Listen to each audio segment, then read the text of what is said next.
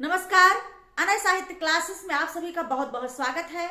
आज की कक्षा आप लोगों के लिए बहुत स्पेशल होने वाली है, क्योंकि आज की कक्षा में हम कर्मधारय समास एक नए अंदाज में पढ़ाएंगे। देखिए, कर्मधारय समास में सामान्यतः कहते हैं कि जहां पर पूर्व पद विशेषण उत्तर पद संज्ञा हो उसे कर्मधारय समास कहते हैं। ये तो सामान्यतः कर्मधारय समास की परिभाषा है। वैसे कर्मधारय समास के बड़े प्रारूप हैं, वो आगे हमको बड़ी परीक्षाओं में वही कंफ्यूज करते हैं। तो आज आपको कर्मधारय समास को बहुत निचोड़ ढंग से पढ़ाएंगे। देखिए, कर्मधारय समास कह रहा है कि जब एक खंड विशेषण या उपमान सूचक हो तो वहां पर कर्मधारय समास होता है। कर्मधारय समास में दो पद होते, मतलब दो पद समास में होते हैं। दो पद में से कर्मधारय समास में कोई एक पद विशेषण हो या उपमान सूचक हो तो वहां पर कर्मधारय समास होता है। तो सबसे पहले विशेषण पूर्व पद कर्मधारय पढ़ाएंगे। मतलब जिस कर्मधारय समास में पहला पद होगा विशेषण और दूसरा पद होगा विशेष, वो होगा क्या होगा? विशेषण पूर्व पद कर्मधारय। तो आइए देखते हैं विशेषण पूर्व पद कर्मधारय। जैसे महात्मा। अब महात्मा जो है ये क्या है? विशेषण पूर्व पद कर्मधारय। मतलब दो पद महान धन आत्मा से महात्मा बना है, तो इसमें जो है विग्रह करने पे आएगा महान है जो आत्मा। तो यहां पर पहला पद क्या है? विशेषण, दूसरा पद क्या है? संज्ञा, महात्मा। ठीक। अगला उदाहरण है जैसे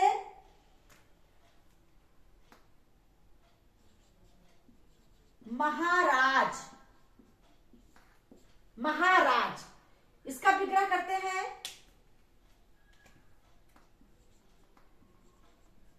महान है जो राजा। तो यहां राजा की विशेषता क्या बता रहा है? महान है राजा। तो यहां पर क्या है? पूर्व पद विशेषण। जहां पर पहला पद विशेषण, अंतिम पद दूसरा पद विशेष होगा उसे क्या कहेंगे? पूर्व पद विशेषण। जैसे अगला उदाहरण है पीतांबर। पीतांबर। अब इसका समास विग्रह करते हैं।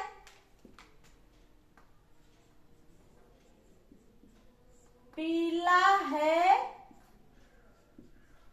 अंबर। क्या है? पीला है अंबर, पीतांबर। तो यहाँ अंबर माने वस्त्र है, वस्त्र की विशेषता क्या है? पीला। यहाँ पूर्व पद क्या है? विशेषण, अंतिम पद क्या है? विशेष। अगला उदाहरण महावीर। इसका समास विग्रह क्या होगा?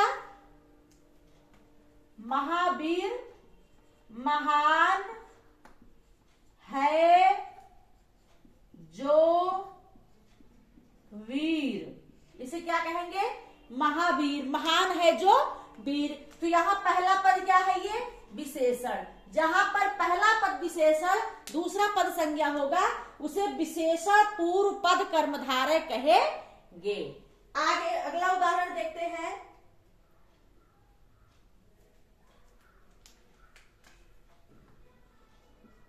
नीलोत्पल।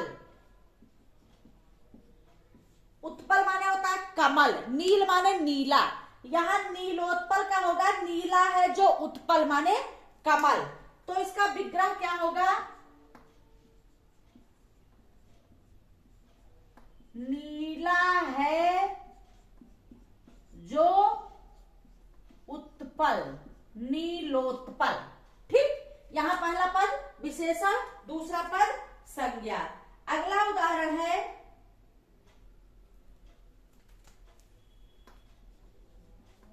कृष्ण सर्प। यहां सर्प की विशेषता क्या है? वो कृष्ण माने काला है, तो इसका क्या होगा? कृष्ण है जो सर्प, मतलब कृष्ण है जो सर्प। तो यहां क्या है? कृष्ण है जो सर्प। सर्प की विशेषता बता रहा है। कृष्ण कैसा है? सर्प कैसा है? कृष्ण माने काला है, तो ये पूर्व पद कर्मधारय है। पूर्व विशेषण पूर्व पद क्या है? विशेषण पूर्व पद कर्मधारय। जैसे महापुरुष, महापुरुष, पुरुष क्या है? संज्ञा है, तो यहाँ दो पद, पहला विशेषण दूसरा संज्ञा। इसका उदाहरण वो क्या होगा? उदाहरण विग्रह क्या होगा? विग्रह होगा कि महान है जो पुरुष, महान है जो पुरुष, तो महापुरुष। ये विशेषण पूर्व पद कर्मधारय है। विशेषण पूर्व पद, जहां पहला पद विशेषण दूसरा पद संज्ञा। अगला उदाहरण देखते हैं।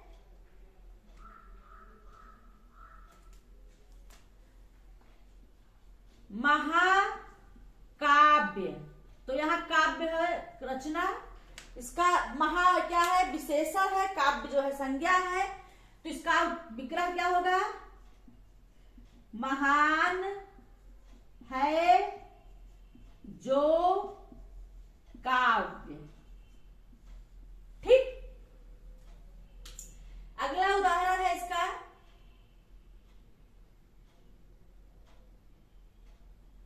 नील गाय। नील गाय, नील गाय, गाय की विशेषता क्या है? नीला है, तो क्या होगा? नील है जो गाय। तो इस प्रकार से यहां पर ये विशेषण पूर्व पद कर्मधारय है कि जहां पर पहला पद विशेषण दूसरा पद संज्ञा होगा, उसे विशेषण पूर्व पद कर्मधारय कहते हैं। सामान्यतः कर्मधारय की परिभाषा है कि जब एक खंड विशेष में, मतलब पहले पद में या अंतिम पद में विशेषण या उपमान सूचक हो, तो वहां पर कर्मधारय समास होगा। लेकिन कर्मधारय समास के अन्य जो भाग हैं, पहला है विशेषण पूर्व पद कर्मधारय, जो कि मैंने आपको पूरी तरह से समझाने का प्रयास किया है। इस कर्मधारय के अंतर्गत अगले जो इसके प्रकार है वो अगली कक्षा में हम बताएंगे। आज की कक्षा में इतना ही। धन्यवाद।